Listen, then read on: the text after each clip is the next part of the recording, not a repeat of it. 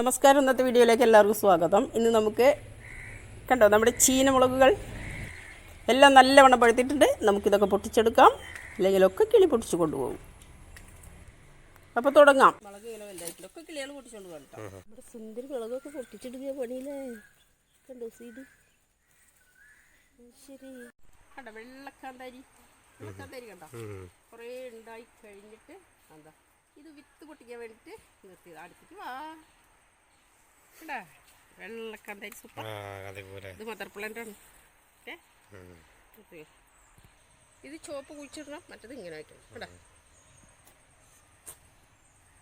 ശരി, ഇത് കുഴിച്ചിടാം. Red lady.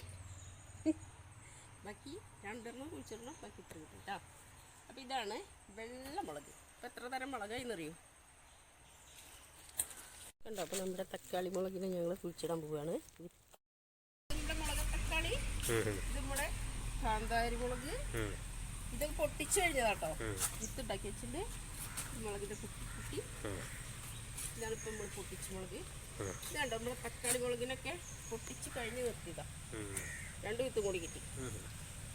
ഇനി നമ്മുടെ കൊണ്ടാട്ട മുളക് കാണിച്ചു തരാം.